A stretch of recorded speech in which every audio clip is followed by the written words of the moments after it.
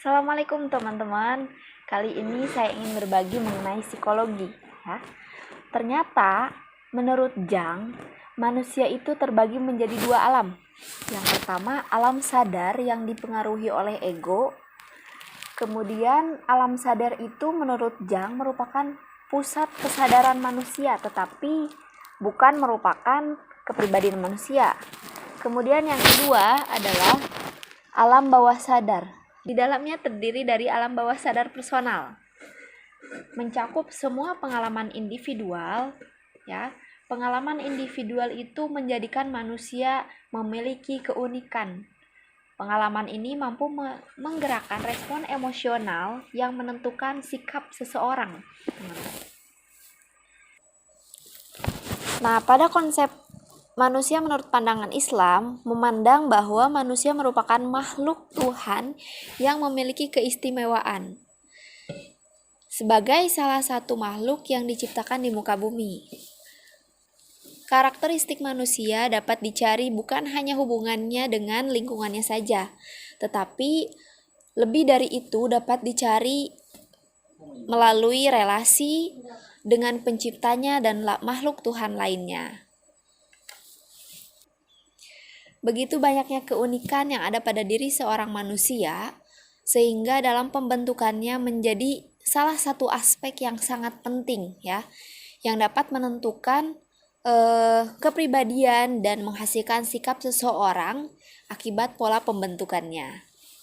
Pada kesempatan kali ini, saya Ansela Nurrahima, mahasiswi Manajemen Pendidikan Islam STAI Darunajah, tertarik dan ingin sharing mengenai inner child sebagai proses pembentukan sikap. Menurut Ibu Eli Risman Musa, seorang psikologi Indonesia, spesialis pengasuhan anak dan menjabat sebagai Direktur Pelaksana di Yayasan Kita dan Buah Hati, menyatakan bahwa kepribadian atau sikap seseorang itu 20% dipengaruhi oleh sifat dan keturunan, dan 80% dipengaruhi oleh pola asuh atau lingkungan.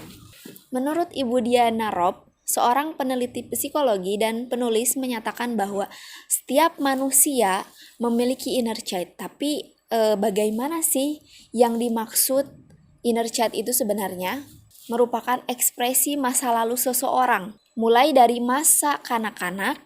Segala pengalaman hidup seseorang, baik pengalaman yang memberikan kebahagiaan maupun pengalaman yang memberikan luka. Nah, pengalaman itu dapat mempengaruhi proses tumbuh kembangnya seseorang, kemudian akan mempengaruhi dan bisa mempengaruhi proses perkembangan sikap seseorang. Dengan kata lain, inner child merupakan sisi kepribadian seseorang yang terbentuk dari pengalaman masa kecil, ya, atau pola asuh. Dapat diartikan pula sebagai sosok masa kecil yang masih ada pada diri. Dapat diartikan juga sebagai sosok kecil yang masih melekat dalam diri. Kemudian sikap atau attitude merupakan istilah yang berkaitan dengan perasaan seseorang. Tidak senang atau biasa-biasa saja dari seseorang terhadap sesuatu. Situasi itu biasanya berkaitan dengan orang, kejadian, pola asuh, ataupun kelompok. Nah, proses pembentukan sikap itu ada 4 cara. Proses pembentukan itu melalui 4 cara. Yang pertama adalah adopsi. Adopsi merupakan kejadian yang berulang-ulang atau terus-menerus, lama-kelamaan, dan akan diserap dalam diri individu dan mempengaruhi terbentuknya suatu sikap. Yang kedua ada diferensiasi. Dengan berkembangnya intelijensi, kemudian berkembangnya pengalaman atau usia, maka ada hal-hal yang tadinya dianggap sejenis, kemudian sekarang terlepas dari jenisnya. Artinya, seseorang bisa membedakan antara hal A dengan hal yang lain karena adanya pengalaman. Yang ketiga ada integrasi. Pembentukan sikap di sini secara bertahap dimulai dari pengalaman. Yang keempat ada trauma. Trauma merupakan pengalaman yang dirasakan secara tiba-tiba yang dapat menimbulkan luka pada diri seseorang. Oleh karena itu, pola asuh terhadap anak sangatlah penting untuk pembentukannya Jangan sampai menimbulkan hal-hal yang tidak menyenangkan sehingga membentuk sikap anak ketika dewasa itu menjadi kurang baik. Pengalaman masa kecil yang menyenangkan ataupun yang tidak menyenangkan akan menjadi luka terhadap seseorang ketika dewasa.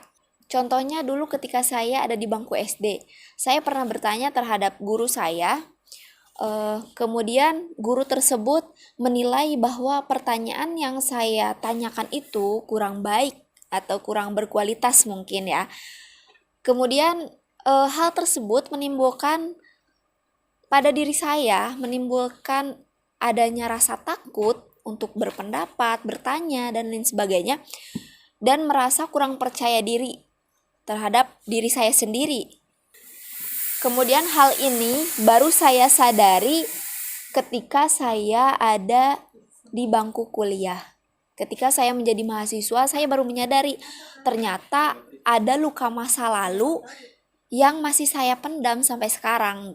Contoh lain misalnya kita diabaikan ketika berekspresi senang atau sedih, maka hal tersebut akan menimbulkan luka terhadap diri kita dan mendorong kita untuk melakukan hal yang sama terhadap orang lain. Kemudian dalam Islam juga inner child memang tidak dibahas perilaku kejiwaan khusus. Islam sangat mengatur manusia untuk bersikap dan berperilaku sebaik-baiknya menurut ketentuan syariat, ya. Ada beberapa tahapan untuk berdamai dengan inner child sehingga pola sikap kita menjadi lebih baik dan lebih positif. Bagaimana sih pola sikap atau berdamai dengan inner child kita sehingga sikap kita menjadi lebih baik dan positif? Yang pertama yang harus kita lakukan yaitu mengingat kembali makna hidup dan kehidupan.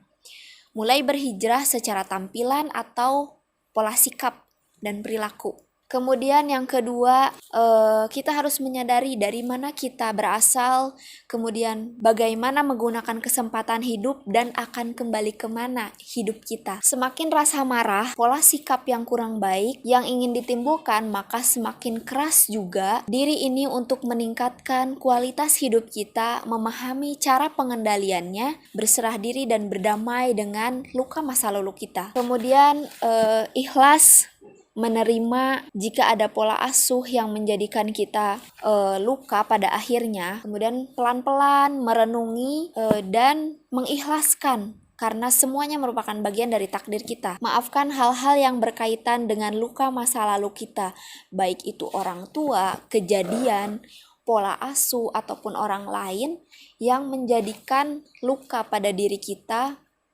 yang mentransfer sikapnya terhadap kita sehingga melakukan hal-hal yang kurang baik, kemudian bersyukur sehingga akan membentuk dan menghindari sikap-sikap yang kurang baik dan merugikan kesehatan jiwa seseorang. Selain itu teman-teman, self-healing juga membantu kita merasa lebih baik sehingga menimbulkan sikap-sikap yang lebih positif. Contohnya, kita bisa mengambil waktu untuk diri kita dengan cara misalnya mengapresiasi diri, menunjukkan rasa syukur apapun yang telah terjadi, sehingga kita bisa mencintai diri kita tanpa syarat, mencintai diri kita, mencintai tubuh kita, dan perjalanan hidup yang telah dilalui. Meminta maaf pada diri sendiri karena telah menyimpan luka.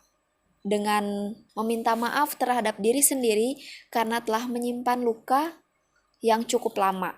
Teman-teman, masalah psikologi bukanlah hal-hal yang hanya nampak oleh mata saja. Permasalahan ini jika diabaikan akan menjadi dampak yang kurang baik terhadap seseorang ataupun generasi yang akan datang. Maka hal tersebut harus dituntaskan. Selain itu, kita sebagai seorang muslim haruslah berikhtiar dan berdoa kepada Sang Pemilik kehidupan sehingga kita diberikan kehidupan atau kita tergolong hambanya yang senantiasa menjadi lebih baik dan istiqomah dalam kebaikan. Berdamai dengan masa lalu memang bukanlah hal yang mudah, tetapi kita harus sabar. Kemudian berdamai dengan masa lalu memang bukanlah hal yang mudah, perlu proses dan tidak langsung. Berdamai dengan masa lalu memang bukanlah hal yang mudah, perlu proses, kemudian bukan hal yang langsung cepat terbentuk ya, perlu kesabaran yang luas sehingga prosesnya bisa tertuntaskan. Demikian yang dapat saya sampaikan. Semoga bermanfaat sharing kita kali ini. Wassalamualaikum warahmatullahi wabarakatuh.